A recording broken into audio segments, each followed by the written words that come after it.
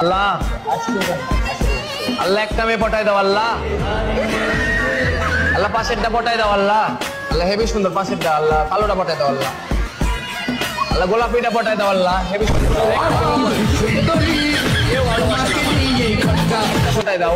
শাবাশ, একেই বলে অস্থির বাঙালি। ভাই আমি তো আপনার কাছ থেকে মেয়ে পটানোর সেরা থেরাপিটাই শিখে গেলাম।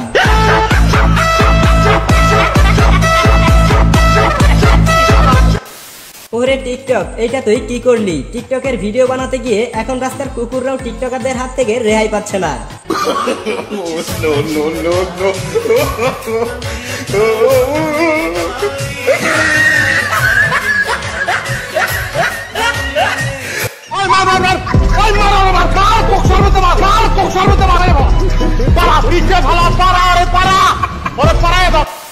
চাকরির এই প্রতিযোগিতা বাজারে কিভাবে টেকনিক খাটিয়ে গভর্নমেন্ট চাকরি পেতে হয় তা এই ভাইটির কাছ থেকে নিনজা টেকনিক শিখে নিতে পারেন।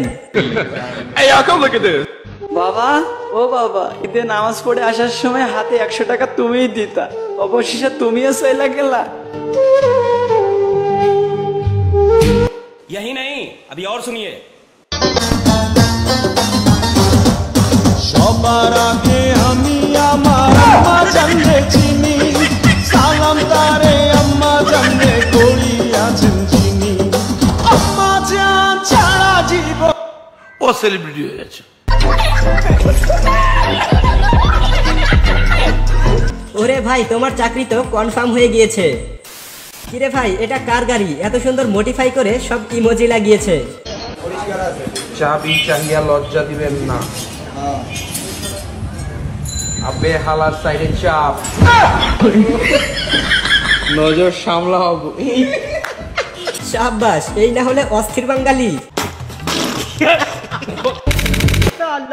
इतने बड़े गिलास में पानी कौन पीती? अगर हमारे दुबई में होती तो सारा दुबई वाला मिल के पीती।